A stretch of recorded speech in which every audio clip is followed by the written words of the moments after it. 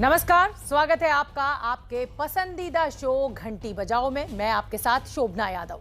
बिहार में सोन नदी सोना उगल रही है, लेकिन इस सोने से आम जनता या प्रशासन को फायदा नहीं हो रहा। इस सोने का फायदा बिहार के बालू माफिया उठा रहे हैं। बालू माफिया अपनी दबंगई और धमक के दम पर सोन के सीने पर लूट का खंजर चला रहे हैं।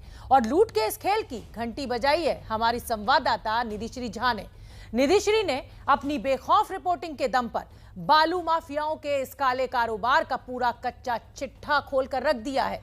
तो चलिए देखते हैं बिहार के बालू की बदमाश कंपनी का पूरा खेल, और आप भी अपनी जिम्मेदारी निभाते हुए काले कारोबार के जुड़े बदमाश कंपनी की घंटी बजाइए। नंबर आपके सामने है, पीछे लिखा हुआ है, ताकि जो सोता हुआ प्रशासन है वो जागे और इस अवैध कारोबार पर लगाम लगाई जा सके। तो घंटी बजाते रहिए। नदी में नाव की कतार लगी है, एक के बाद एक नाव गुजरती है।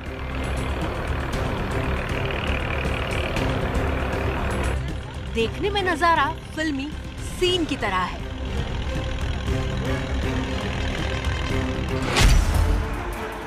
मगर ये बिहार के रेत माफियाओं की काली करतूत की गवाही देने वाली तस्वीरें हैं। नाव पर रेत चादर की तरह बिछी हुई है। लोग अपना बोरिया बिस्तर लेकर डटे हुए हैं। कैमरे को देखकर एक दूसरे को कुछ इशारे भी कर रहे हैं।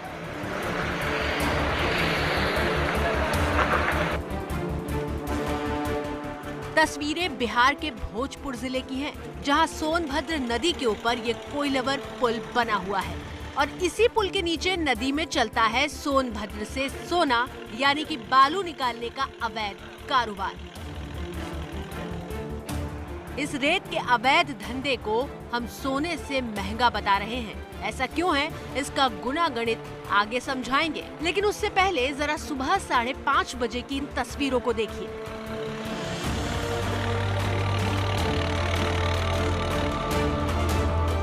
बालू के अवैध खनन का सिलसिला कुछ यूं जारी है कि रात के अंधेरे के बीच ये नाव, बड़ी नावें आपको सामने दिखाई दे रही हैं और नियम कानून हुकूमत को खोखला करते हुए सोन नदी से बालू निकालने का जो सिलसिला है वो जारी है।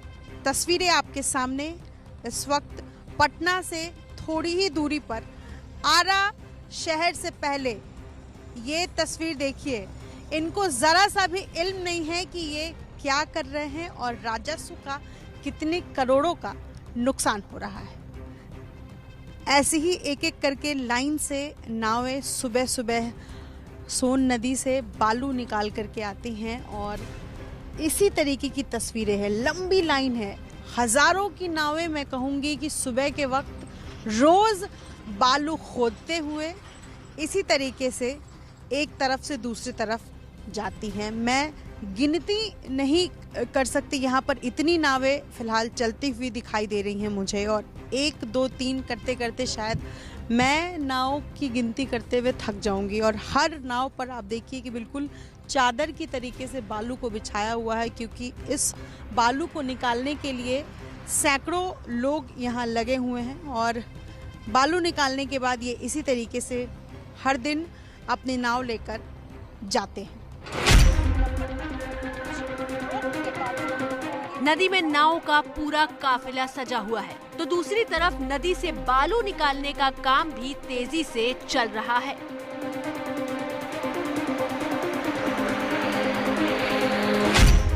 बिहार में सरकार ने 30 जून से 30 सितंबर तक रेत के खनन पर रोक लगाई है, लेकिन ये रोक कानूनी है। रेत माफियाओं के लिए ये वक्त तो सोनभद्र से सोना निकालने का है।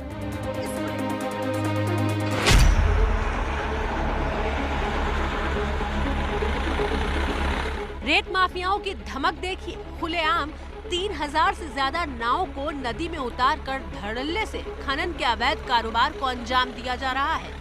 जिस तरह की तस्वीरें हैं उसे देखकर तो यही लगता है कि इसकी जानकारी शासन प्रशासन को है, लेकिन रेत माफिया का खौफ इस कदर है कि सुशासन और गुंडा राज पर लगाम लगाने का दावा ठोकने वाली सरकार भी मूक दर्शक बनी हुई है।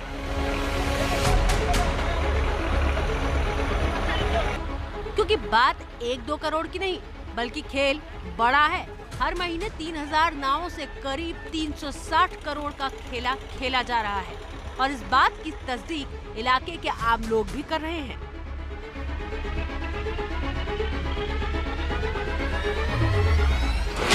अगर किसी बड़े पदाधिकारी या मंत्री को जाना है तो पता नहीं उस दिन क्या होता है कि इस एरिया को पूरा तरीके से सुनसान कर दिया जाता है। प्रशासन की मिलीभगत आपको लगता है क्या? आप तो यहीं रहते हैं। हो सकता है, इससे मुंह नहीं मोड़ा जा सकता है क्योंकि इसमें बालू के खेल में कई सफेद पोशों का नाम हमेशा सामने आता रहा है कि ये इनका घाट है, वो इनका घाट है।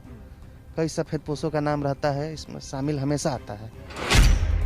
अब जरा बालू माफियाओं के इस काले खेल का पूरा कच्चा चिट्ठा हमारी संवाददाता निधि श्री झा से समझिए, जो रेत माफियाओं के खिलाफ प्रशासन की घंटी बजा रही हैं। सोन नदी में अवैध खनन की ये धंधा हर दिन उजाले से पहले शुरू होता है और शाम के अंधेरे तक लगातार चलता है। 12 करोड़ का नुकसान हर दिन सरकार को होता है। ये आंकड़ा भी मैं आपको समझाऊंगी, लेकिन इस वक्त जो तस्वीरें नजर आ रही है सोन नदी में, आपको सीधी तस्वीर दिखाना चाहूंगी। सोन नदी के दूसरे किनारे कुछ यूं 1, 2, 3 आप गिनती करते रह जाएंगे और इसी तरीके से दोनों किनारों पर नाव लगी हुई और अवैध रेत का खनन जारी है। और ऐसा तब है जब सरकार ने जून से लेकर सितंबर के महीने तक रोक लगाई हुई है, क्योंकि बारिश का महीना शुरू हो जाता है और जून से लेकर सितंबर तक कुछ रोक के बावजूद जो ये बेखौफ लोग नाव पर सवार हैं और इसी तरीके से रेत और बालू का खनन शुरू करते हैं और इन्हें किसी से डर नहीं है। तस्वीरें देखिए, अब जो है वो उजाला होने को है, सूर्य निकलने को है, लेकिन उसके बावजूद इनका काम लगातार जारी है। आंकड़ों की अगर मैं बात करूं तो हर दिन करीब 3000 नाव सोन नदी में उतरती हैं और सुबह के वक्त कुछ ऐसी ही तस्वीर हर दिन यहाँ के लोग देखते हैं। 1 फीट बालू के सरकारी चालान की कीमत 800 रुपए है और एक ट्रक में औसतन 5 फीट बालू लोड होता है।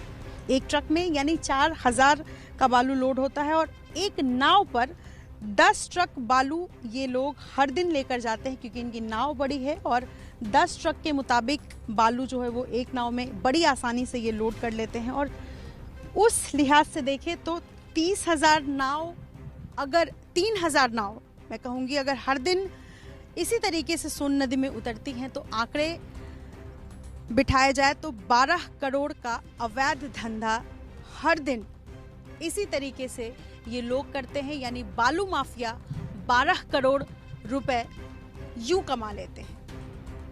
आप इस गणित को समझने में आपको जो है वो वक्त लगेगा, लेकिन सोन नदी सोने से ज्यादा महंगी है और बालू माफिया बेखौफ होकर इसी तरीके का काला सौदा करते हैं।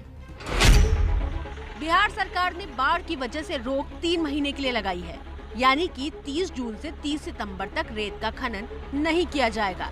लेकिन बालू माफिया अपनी धमक से इन 3 महीनों में 1080 करोड़ तक का काला कारोबार कर लेते हैं। दरअसल सरकार टेंडर निकालती है और कंपनियों का पट्टा यानी जगह निर्धारित होता है, सिर्फ उन्हीं जगहों से वो खनन कर सकते हैं। ये तब पूर्णतः प्रतिबंधित होता है जब बिहार में बाढ़ होती है और आखिरी जून से लेकर सितंबर के महीने तक बिहार बाढ़ से प्रभावित होता है। लिहाजा एनजीटी के आदेश के बाद पॉलिसी बनाई गई और उसके बाद इन 3 महीनों में बिहार में पूरी तरीके से बालू या रेत की खुदाई पर प्रतिबंध लगाया गया। लेकिन इसी 3 महीने में बालू माफियाओं का असल खेल शुरू होता है। अब खेल में बड़े माफिया नहीं बल्कि छोटे ठेले वालों को भी मुनाफा मिल जाता है। हमारी संवाददाता निधि श्री झा ने जब इन ठेले वालों से बात करनी चाहिए तो कैमरा देखते ही ये ठेले वाले भागने की कोशिश करने लगे।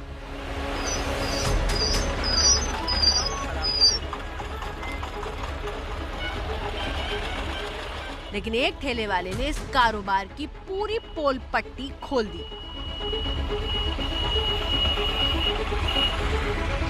ये आरा शहर है और सुबह का वक्त है और इसी तरीके से ठेले से ये लोग लेकर गए हैं और जब हमारी माइक इनके सामने पड़ी है तो भाग गए हैं। जरा दूसरी तरफ विशाल राय हमारे कैमरा पर्सन दिखा रहे हैं तस्वीर की किसी तरीके से ये ठेले वाले लेकर जा रहे हैं।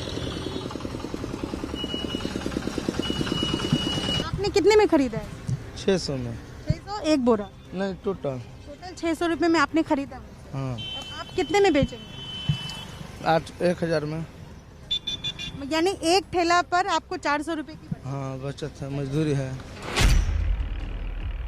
रेत माफियाओं का एक खेल इतना खतरनाक है कि ब्रॉडसन नाम की कंपनी जिसे खनन का ठेका मिला था वो सरेंडर कर गई। कंपनी ने अपनी तरफ से चिट्ठी लिखकर त्राहिमाम संदेश भी जारी कर दिया और 135 घाटों का सरकारी टेंडर होने के बाद भी कंपनी ने घुटने टेक दिए।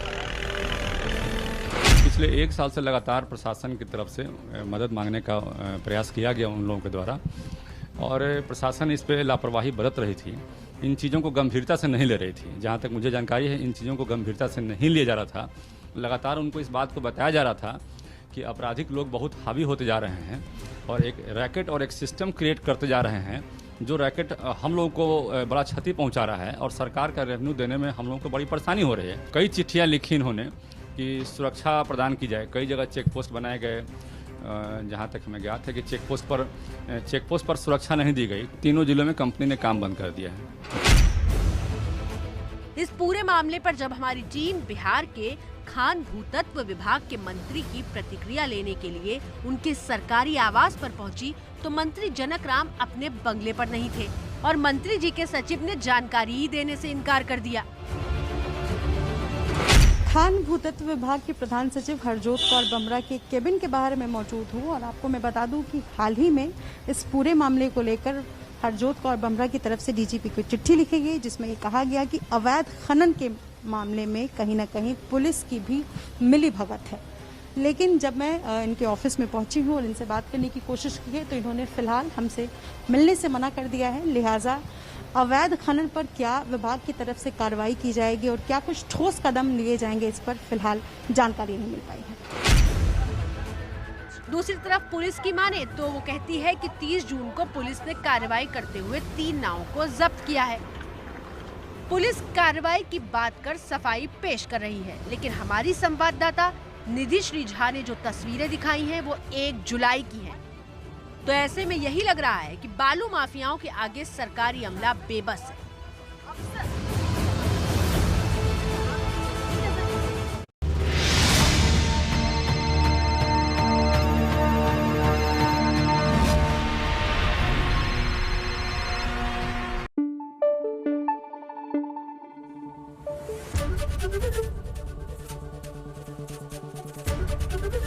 एबीपी न्यूज आपको रखे आगे।